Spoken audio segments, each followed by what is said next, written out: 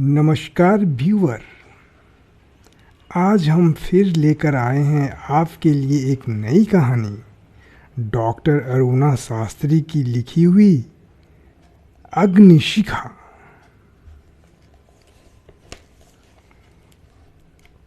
आज मेरे ससुराल की बड़ी सी हवेली में दो बंदूकधारी दरवान सुरक्षा के लिए रात दिन तैनात रहते हैं। फिर भी मैं कभी नहीं भूल पाती हूँ अपना बचपन, जब हाथ भर का लोहे का हांसिया ही मेरा और मेरी माँ का अंगरक्षक था। बाबा की मुझे कोई याद नहीं, पर माँ बतलाती है कि जब मेरे बाबा गुजरे थे तब मैं मात्र 3 या 4 साल की अबोध बालिका थी। जब गांव की औरतों ने माँ की चूड़ियाँ तोड़ी तो मैंने रोते हुए उन चूड़ियों के टुकड़ों को अपने फ्रॉक की झोली में समेट लिया था। हीरे की कनी जड़ी लाख की वे सुंदर सी लाल हरी चूड़ियाँ मैं कैसे तोड़कर फेंकने देती। बाबा नहीं रहे, इस बारे में मुझे कोई समझ नहीं थी।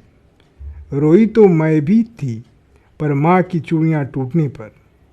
मुझे रोते देख माँ ने बुक्का फाड़कर आसमान गुजारते हुए, हाय मेरी लल्ली, अब तेरे सिवा मेरा कोई नहीं रह गया, कहते हुए मुझे सीने से भींच लिया था। ऐसा क्यों कहती है मंजली? हम सब क्या तेरे नहीं हैं? बड़ी माँ उस दुख की घड़ी में भी माँ को उलाहना देने से बाज नहीं आई थी। काकी ने भी उनके सुर में सुर मिलाया था, और तो और बड़े बड़े दद्दा और छोटे काका भी जोर जोर से यही बोले थे, हम सब तो हैं ना।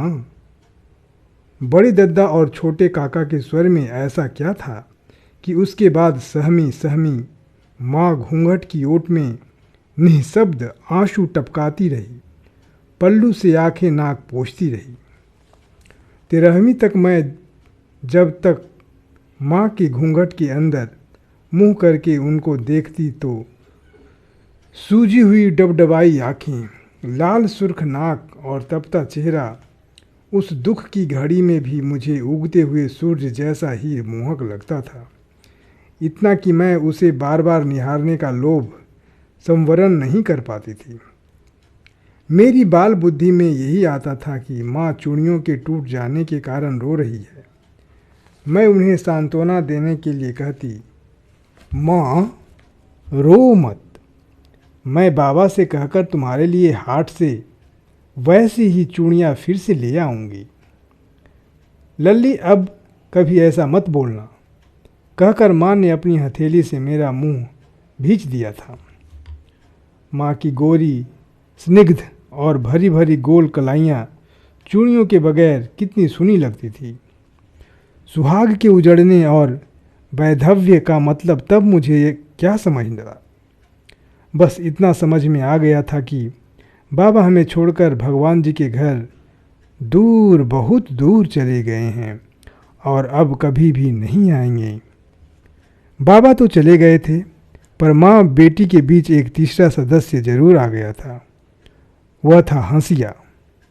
अपनी पितृविहीन बेटी का और खुद का पेट पालने के लिए माँ को कुछ करना ही था, सो जल्दी ही शोक से उभर कर कमर कसकर वह उतर पड़ी थी जीवन के संग्राम में। थोड़ी बहुत खेती बाड़ी थी, नौकर चाकरों के भरोसे कैसे काम चलता। माँ भी मुंह अंधेरे उठकर घर के सारे काम निपटाकर खेत के लिए निकल पड़ती थी। साथ में होता था हंसिया। शाम को घर लौटते समय बाड़ी से तोड़कर लाई ताजी सब्जियों के बीच रखा होता था वही हंसिया। रात को खाना खाकर जब माँ खटिया पर बिस्तर बिछाती तो तकिए के नीचे हंसियाँ रखकर सोना नहीं भूलती थी। दिन भर की थकान से क्लांत झपकती आँखों से मुझे कहानी सुनाती। माँ बीच बीच में हाथों से तकिए के नीचे रखा हंसियाँ टटोलना नहीं भूलती थी। मैं कई बार माँ से पूछा करती, माँ तुम यह हंसिया हर समय क्यों साथ में रखती हो? रात को बिस्तर पर भी इसे अपने साथ सुलाती हो? लल्ली तू नहीं समझेगी। फिर माँ हथेली उठाकर हाथों से नाग के फन का आकार लहराती हुई कहती, बात यह है कि यहाँ चारों ओर ये घूमते रहते हैं ना, उनसे बचने के लिए। मुझे मालूम था उन दिनों हमारे गांव में कोई भी विशेषकर रात को सांप के नाम का उच्चारण इस भय से नहीं करते थे कि कहीं नाम लेते ही नाग महाराज हाजिर न हो जाएं। यदि उस बारे में कुछ कहना होता तो केवल हथेली को ही नागफनी बनाकर बता देते थे। मैं माँ से यह सुनकर डर के मारे कहानी सुनना छोड़कर उनके आंचल में दुबक जाती थी, पर बंद आँखों के दृष्टि पटल पर भी मुझे अपने चारों ओर काले काले नाग लहराते नजर आते थे। घबरा कर आंखें खोलती तो दीपक की थरथराती लौ से दीवारों पर बनती बिगड़ती आकृतियां मुझे रात भर डराती रहती थी। पर इतने सालों बाद अब जाकर समझ पाई हूँ कि वे काले नाग कौन थे, जिनसे भयभीत माँ न कभी रात को चैन से सो पाई, न दिन के उजाले में ही निशंक हो पाई। जब बाबा की मौत हुई उस समय माँ की उम्र ही क्या थी? यही कोई 23-24 बरस की रही होगी माँ। 18 साल की उम्र में शादी हुई थी माँ की। वे बतलाती थी कि शादी के 2 साल बाद ही मैं उनकी गोद में आ गई थी। अभी तो वे जीवन का रस चख भी नहीं पाई थी कि नियति के क्रूर हाथों ने उनसे उनका सर्वस्व छीन लिया था। उनका स्निग्ध सौम्य चेहरा, दपदपाता चंपई रंग और किसी की भी आंखों को बांध लेने वाला मोहक रूप नियति के इस निर्मम प्रहार के कारण मोटी किनार की सफ़ेद साड़ियों के अब गुंठन में लिपट कर रह गया था। फिर भी अशमय वैधव्य की उदासी ने उनके रूप लावण्य को ऐसा तेजस्वी बना दिया था कि वह मोटी बेरंग साड़ियों में से भी छन छन कर अपनी किरण बिखेरता रहता था।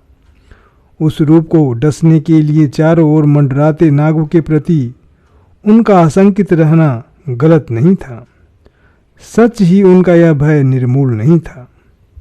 अभी बाबा की मौत को 1.25 महीना भी नहीं बीता था कि बड़े दद्दा रोज ही उनकी ओर का दरवाज़ा खोलकर अचानक आंगन में आ टपकते, गाहे बगाहे इस बहाने से और कभी उस बहाने से। कभी कहते, मंझली आज ही खेत से ताजे ताजे भुट्टे तुड़वा कर मंगाए हैं, बहुत मीठे हैं, ला दूं क्या? देना ही है तो पूछने आने की क्या ज़रूरत है? माँ चूल्हे के पास बैठी घूंघट की ओट से मन ही मन बुदबुदाती, फिर मुझे कहती, लल्ली जाकर कह दे भुट्टे तो बड़ी माँ ने पहले ही भिजवा दिए हैं। ऐसे अवसरों पर बड़े दद्दा अपना पांसा खाली जाता देख अपना सा मुंह लेकर चले जाते। बड़े दद्दा छोटे काका के और हमारे घरों के दरवाजे एक ही आंगन में खुलते थे, जहां दोपहर को मर्दों के खेत चले जाने के बाद घर की औरतें यानी बड़ी माँ, काकी और कभी कभी माँ भी आकर बैठती। कभी अनाज बीनती, कभी बड़ियाँ तोड़ती, कभी पापड़ बनाती, बासन मांजती और कुछ नहीं तो ठंड की धूप में बैठी कटोरी में रखे खोपरे के तेल को पिघलाकर बालों में लगाती, कंघी करती या ईंट कवेलू का टुकड़ा लेकर एड़ियाँ रगड़ती, बतियाती रहती। कभी थोड़ी बहुत देर के लिए ऊँघ भी जाती। सूरज ढलने के पहले ही सब की सब अपने अपने दबड़े में घूमकर चौके चूल्हे की तैयारी करती। मैं खटिया पर बैठे तीनों घरों के छप्परों से उठती नीली धुएं की लकीर को निहारती रहती। सांझ की यह बेला मुझे बड़ी अच्छी लगती थी। अंदर चूल्हों पर रोटी सिकने की गंध से मुझे भूख लग आती थी। ऐसी ही एक सांझ की बेला में छोटे काका ने मेरे पास आकर धीरे से कान में कहा, लल्ली आज मैं हाट से गरम गरम जलेबी लाया हूँ, बहुत रसीली है, जा भाग कर जा, तेरी काकी सब बच्चों को बांट रही है, कहीं ख़त्म न हो जाए। जलेबी मुझे बहुत पसंद थी। मैं हाथ की कपड़े की गुड़िया फेंक कर खटिया से कूद कर भागने की तैयारी में ही थी कि माँ ने आंधी की तेज़ी से आकर मुझे बाह से पकड़कर घर के अंदर खींच लिया और घूंघट की ओर से दबंगता से काका को सुनाकर कहा, छोटी सी लल्ली के लिए जिलेबी यहीं भेज देगी। मैंने देखा छोटे काका मुंह लटकाए वापस चले गए थे।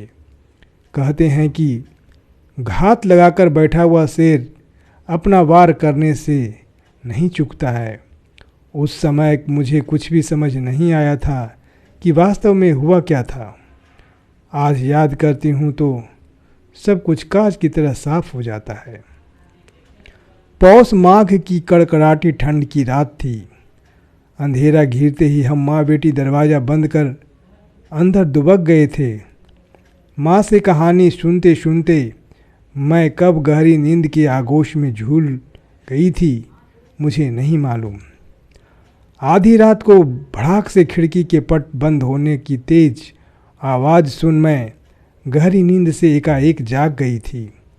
देखा माँ तमतमाई हुई खिड़की की सिटकनी बंद कर रही है। हाथ में हाशिया था जिसके छोर पर लहू लगा था। मैं सहम गई। पूछा, माँ क्या हुआ? माँ ने हथेली से नागफनी का आकार बनाकर लहराते हुए कहा, कुछ नहीं लल्ली, वो ही था।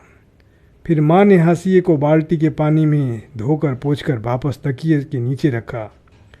उसके बाद मुझे कसकर छाती से चिपका कर कहा, घबरा मत लल्ली, कल ही मैं खिड़की में सरिये और जाली लगवा दूंगी। तभी बड़े दद्दा के घर से शोरगुल उठा। बड़े दद्दा की बेतहाशा कराहने और चीखने की आवाज़ आ रही थी। हाय मैं मर गया, हाय मैं मर गया। बड़ी माँ, छोटे काका काकी और उनके बच्चे सभी जाग गए थे। बहुत शोरगुल मचा पर माँ बाहर नहीं निकली। दूसरे दिन देखा बड़े दद्दा के हाथ में बड़ा सा पट्टा बंधा था। मालूम पड़ा रात को खेत पर पहरा दे रहे थे, तभी फसल चोर ने उन पर हमला कर दिया था। किसी तरह जान बचाकर भाग कर आए थे। घाव भरने में कई महीने लग गए थे। इधर माँ ने दूसरी ही दिन खिड़की में सरिया और जाली लगवा ली थी। हाँ, अब हरिया की माँ भी हमारे साथ आकर सोने लगी थी। बाबा की बरसी पर मेरे नाना नानी गांव आए थे। उन्होंने बहुत कहा, बेटी हमारे साथ चली चल, अब यहाँ तेरे लिए बचा ही क्या है। माँ ने दृढ़ता से कहा था, मैं किसी पर भार बनकर जीना नहीं चाहती। नानी ने कहा, बेटी माँ बाप पर अपने बच्चे कभी भार नहीं होते। वहाँ लल्ली की भी अच्छी तरह देखभाल हो जाएगी और तेरे पर भी कोई आँच नहीं आएगी। माँ ने नानी के कंधे पकड़कर उनकी आंखों में झांकते हुए कहा था, माँ यह मत भूलना कि तूने शेरनी जनी है।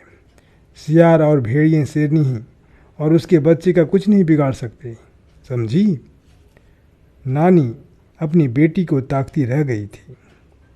उस समय बचपन में तो उन बातों के अर्थ मेरी समझ से परे थे, परंतु आज सोचती हूँ तो लगता है कि उस जमाने में जब नारी शक्ति का कोई नारा बुलंद नहीं हुआ था, जब कोई महिला संगठन अस्तित्व में नहीं आए थे, औरत की आवाज़ के साथ समाज की दूसरी औरतें आवाज़ उठाने आगे नहीं आती थी, उस जमाने में भी दूर दराज के एक छोटे से गंवई गांव में एक बेसहारा स्त्री समाज के ठेकेदारों से बुलंदी से लोहा ले रही थी। आत्मसम्मान और गर्व से अपना मस्तिष्क उठाए जी रही थी। उसी क्षण, हाँ शायद उसी क्षण मैंने तय कर लिया था कि मैं भी माँ की तरह ही बनूंगी, चट्टान की तरह अडिग अचल, जो खुद न टूटे बल्कि अपने से टकराने वाले को ही कुचल कर रख दे। बाबा नहीं रहे थे तो क्या, मैं अपने चारों ओर माँ के आंचल की सुरक्षा का घेरा हर समय महसूस करती थी। माँ खुद विशेष पढ़ी लिखी नहीं थी, पर मुझे स्कूल भेजना, पढ़ा लिखा कर कुछ बनाना उनका एकमात्र सपना था। मुझे याद है जब उन्होंने मुझे गांव के स्कूल में भेजना शुरू किया था, तब शुरू में मैं कितनी रोती थी। माँ के आंचल को कसकर अंगुलियों में लपेट कर बिलखती जाती, माँ मुझे स्कूल नहीं जाना, मुझे नहीं पढ़ना। मैं तुम्हें छोड़कर कहीं नहीं जाऊंगी। माँ प्यार से समझाती, छोड़कर जाने को कौन कह रहा है लल्ली, कुछ घंटों की ही तो बात है, चल मैं भी तेरे साथ स्कूल चलती हूँ। तब माँ मुझे कक्षा में बैठाकर बरामदे की सीढ़ियों पर बैठ जाती, जहाँ से वे मुझे दिखाई देती रहती थी। मेरा आधा ध्यान स्लेट पर लिखने में रहता तो आधा ध्यान माँ में लगा रहता था। छुट्टी की घंटी बजते ही मैं दौड़कर माँ से लिपट जाती। फिर हम माँ बेटी बतियाती हुई घर लौट आती थी। रात को चिमनी की रोशनी में माँ मुझे कहानी सुनाने के पहले उस दिन का अभ्यास दोहराने को ज़रूर कहती थी। नाना जी से माँ को सितारों, ग्रहों, नक्षत्रों का अच्छा ज्ञान मिला था। कई बार गर्मी की तारों भरी रातों में खटिया पर लेटे लेटे आसमान की ओर इंगित कर वे कभी सप्तऋषि के साथ अरुंधति का तारा बतलाती, कभी ध्रुव तारा। उससे जुड़ी भक्त ध्रुव की कहानी सुनाना मुझे सुनना अच्छा लगता। दिशाओं का ज्ञान भी मुझे माँ ने ही कराया था। अलग अलग मौसम में ओटले पर सरकती धूप की परछाइयों से सही समय का ज्ञान भी माँ ही कराती थी। कई मामलों में माँ ही मेरी गुरु थी। कई बार खेत से या स्कूल से आते जाते सुनसान रास्तों पर पड़ने वाले पेड़ों पर बैठी तरह तरह की चिड़ियों से परिचय कराती। यह बया है। बया की वाणी सुनसान इलाके में ही सुनाई देती है, इसलिए सुनसान जगहों को बियाबान कहा जाता है। बियाबान यानी जहाँ बया की वाणी सुनाई दे वह जगह। कभी छठे चौमासे माँ को मशखरी करने की सूझती थी। जंगल में पंख छितराकर नाचते मोर को दिखाकर मुझे हंसाने के लिए कहती, देख लल्ली, मोरनी को रिझाने के लिए यह मोर सामने से कैसा पंख फैलाकर मटक रहा है, पर यह नहीं जानता कि वह पीछे से नग्न दिखाई दे रहा है। फिर हम दोनों माँ बेटी बहुत हंसती। माँ हंसती हुई कितनी सुंदर दिखाई देती थी। मुझे लगता उसके चारों ओर असंख्य इंद्रधनुष छिटक रहे हों। बस इसी तरह दिन गुजर रहे थे। मुझे रोज़ स्कूल छोड़ने और वापस लाने का माँ का क्रम कई सालों तक चला।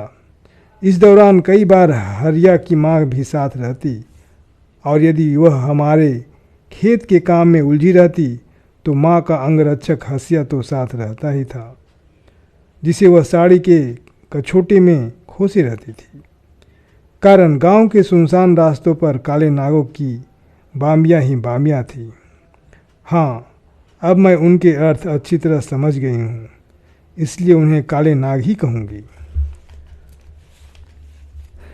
माँ की ओर तकती उन लोलुप निगाहों के अर्थ मुझे अब अच्छी तरह समझ आते हैं। किराने की दुकान के लाला जी का हाथ तराजू पर सामान तौलते हुए वहीं का वहीं रुक जाता था, तो चौराहे का हलवाई राम जी कढ़ाई में गोल गोल जलेबियाँ घुमाते हुए किस तरह कनखियों से माँ की ओर ताका करता था।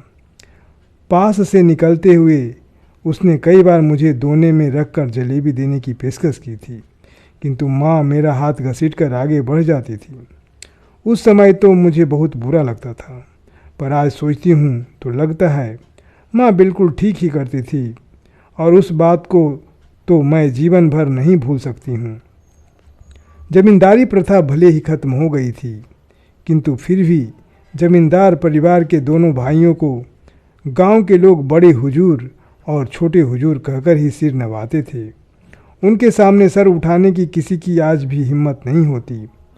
बड़े हुजूर तो बूढ़ा गए थे, किंतु छोटे हुजूर उनकी आंखों से छिटकते वासना के अंगारों की तपन तो मैं आज भी महसूस करती हूँ।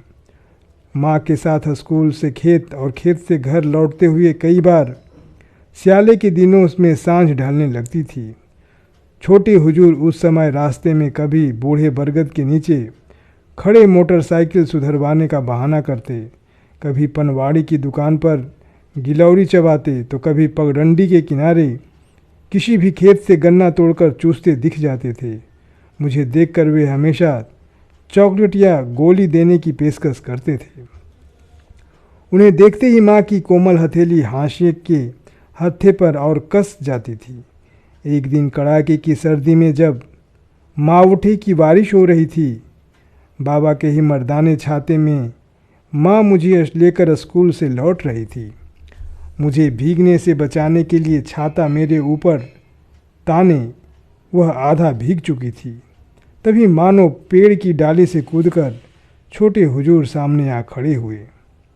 माँ की मोटी काली किनार वाली साड़ी उनके बदन से चिपक गई थी। कड़ाके की ठंड में वह थरथर काँप रही थी। घर थोड़ी ही दूर रह गया था, पर मौसम ऐसा था कि रास्ते में कहीं कोई चिड़िया भी पर नहीं मार रही थी। ऐसे में छोटे हुजूर को इतने नज़दीक देखकर माँ बेटी बुरी तरह शहम कर रह गई। इतनी शीत में भी छोटे हुजूर की धौकनी सी चलती सांसों की उष्णता हम तक पहुँच रही थी। छोटे हुजूर ने चीते की कुर्सी से माँ को अपने आगोश में लेने की कोशिश की। माँ तो जैसे हर पल ऐसे आक्रमण के लिए अपने हथियार से लैस होकर ही चलती थी।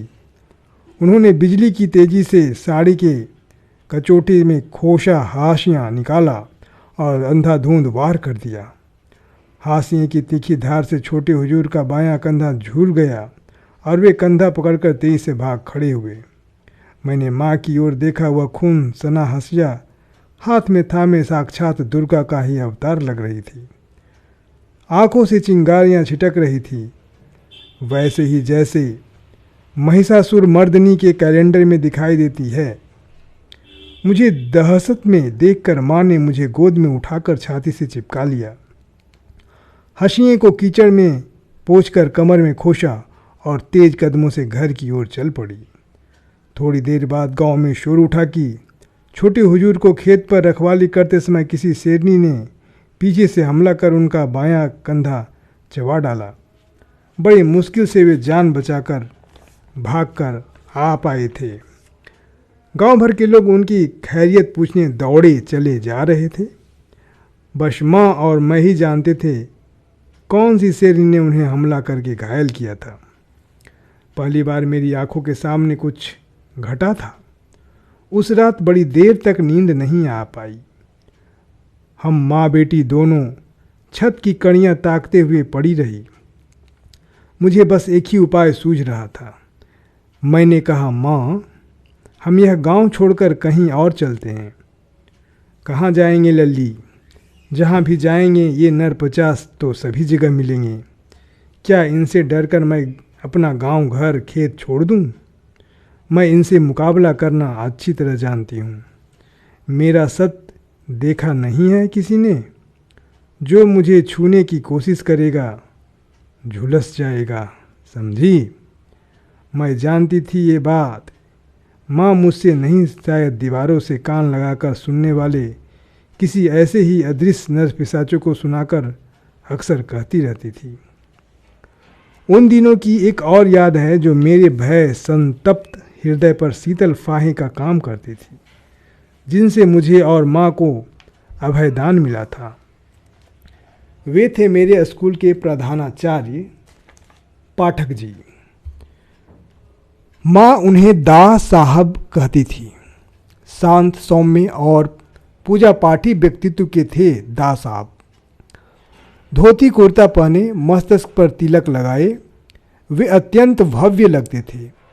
माँ जब मुझे कक्षा में बैठाकर बाहर बरामदे में सीढ़ियों पर बैठी रहती थी, तो वहाँ से राउंड पर निकले पाठक जी को खड़ी होकर बड़े श्रद्धा भाव से नमस्कार करती थी। वे भी हाथ उठाकर कुछ न कुछ आशीर्वचन अवश्य बोलते थे। कभी रुककर दुख सुख के हालचाल पूछ लेते थे। माँ की पीड़ा को शायद वे समझते थे।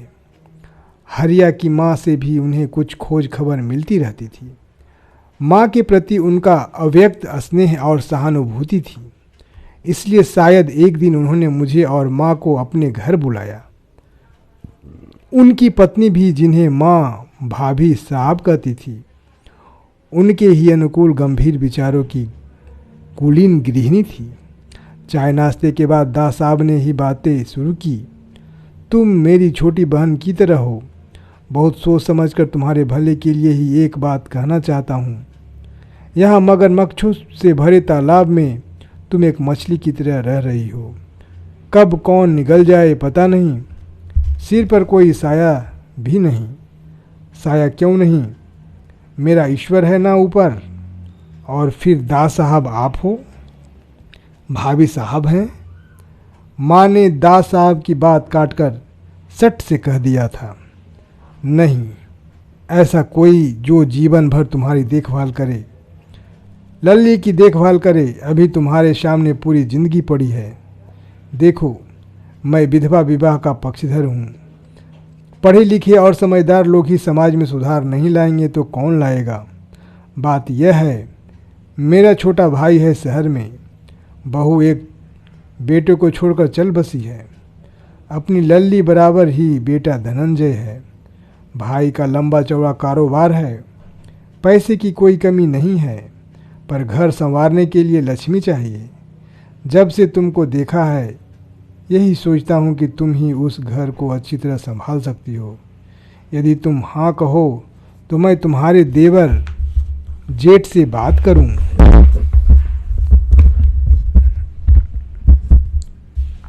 वे क्यों मना करेंगे। मेरे घर और खेत पर दांत कड़ाए बैठे ये यही चाहेंगे कि मैं उनके रास्ते से हटूं तो वे इसे हजम कर जाएं। पर इस जायदाद पर मेरी लल्ली का हक है। इसके हक की खातिर मैं कहीं नहीं जाऊंगी। और फिर दा साहब, मेरी तकदीर में 14 फेरे नहीं लिखे हैं। मैं तो 7 फेरे के बंधन में ही बंधी हूँ। बस लल्ली का जीवन सुधर जाए, यह किसी अच्छे घर में चली जाए तो मैं गंगा नहा लूँ। उसके बाद बड़ी देर तक चुप्पी छाई रही। कोई कुछ नहीं बोला।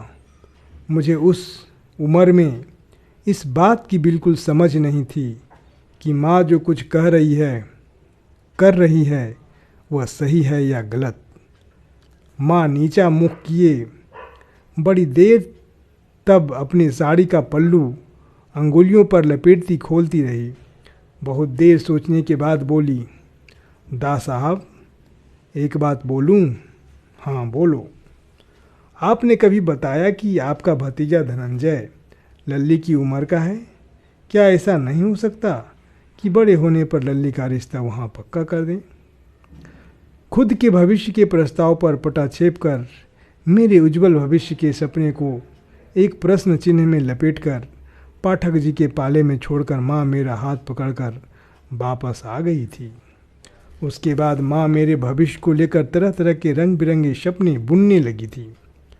हरिया की माँ कहती भी थी कि बहू, लल्ली तो अभी इतनी छोटी है, अभी से उसकी शादी के लिए क्या सोचना। माँ कहती, अरे हरिया की माँ, बेटी तो छप्पर पर हवाई बेल की तरह होती है, उसे बढ़ने फलने फूलने में क्या देर लगती है। सची तो कहती थी माँ, मैं छप्पर पर छवाई बेल की तरह तेजी से बढ़ती चली जा रही थी और मेरे फलने फूलने के लिए माँ ने धनंजय का आंगन चुन लिया था। गांव के स्कूल से बराहमी करने के बाद मुझे घर बैठाने के बजाय माँ ने दा साहब से सलाह करके मुझे पास ही के शहर में पढ़ने के लिए भेजा। मैं रोज़ सुबह बस से शहर के कॉलेज में पढ़ने जाती आती थी। सौभाग्य से वहीं कॉलेज में धनंजय ने भी एडमिशन ली थी। दा साहब ने धनंजय को मेरे बारे में सब बता दिया। हम दोनों तेज़ी से एक दूसरे के करीब आते चले गए। उसके बाद के सालों तो मानो पंख लगकर उड़ गए। कॉलेज की पढ़ाई पूरी हुई। इस विवाह की भूमिका तो मेरे बचपन में ही बन गई थी। अब उस पर स्वीकृति की मुहर भी लग गई। यह सब दा साहब के प्रयासों से ही संभव हुआ। नहीं तो कहाँ मैं गांव की पितृविहीन लड़की और कहाँ मेरा धनी मानी ससुराल। शादी के बाद विदाई के समय मैं माँ के गले लगकर बिलख बिलख कर रोई। अपने कलेजे के टुकड़े को विदा करते समय माँ का कलेजा भी छलनी हुआ जा रहा था। मैंने शुबकते हुए माँ से कहा, माँ तुम भी मेरे साथ चलो, तुमने बहुत तपस्या कर ली, अब सुख से रह सकोगी, यहाँ तुम्हें कौन देखेगा। माँ से यही आग्रह दा साहब ने मेरे ससुर ने और धनंजय ने भी बहुत किया, पर माँ टस से मश नहीं हुई। माँ ने कहा, यहाँ हरिया की माँ है, दा साहब, भाभी साहब हैं और मेरा हसिया है। यह घर मैं छोड़ सकती हूँ जहाँ मेरे पति की यादें बसी है।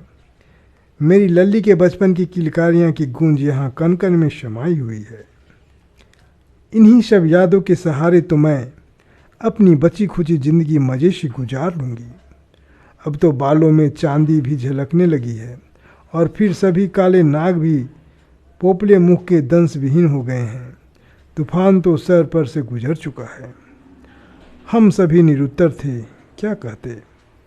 अब अपने ससुराल की बड़ी सी हवेली में, जहाँ दो दो बंदूकधारी दरबान अंगरक्षक बने रात दिन तैनात रहते हैं, जहाँ बगैर अनुमति लिए परिंदा भी पर नहीं मार सकता, ऐसी सुरक्षित आवास में रहते हुए मैं एक पल के लिए भी भूल नहीं पाती हूँ। युवा अवस्था में ही वैधव्य की मार झेल रही अपनी अनिंद रूपसी जननी को, जिसका एकमात्र अंगरक्षक था उनका अपना हंसिया, जिसके सहारे उन्होंने अपना पूरा यौवन नारी देह भक्षियों से सुरक्षित रखकर काट दिया था। वह एक अभेद्य दीवार की तरह अटल अडिग रही, किसी भी परिस्थिति के सामने हार नहीं मानी, अपनी संतान का भविष्य संवारा। आज सोचती हूँ तो यही लगता है कि माँ अपने पूरे जीवन भर अग्निशिखा सी ही जलती रही। वह ऐसी आग की ज्वाला थी जिससे खेलने जो भी आगे आया उसे झुलसाकर राख कर दिया, किंतु जिसने उन्हें हवन की अग्नि की तरह पावन पवित्र मानकर उसमें अपनी आहुति दी, उसके लिए वह पौष माघ के अलाव की आज की तरह ही गुनगुनी और सुकून भरी गर्माहट देती रही। अब यह कहानी समाप्त होती है। धन्यवाद व्यूअर्स। अगले बार हम एक नई कहानी के साथ आएंगे। वीडियो को लाइक करें, शेयर करें और सब्सक्राइब करें। धन्यवाद।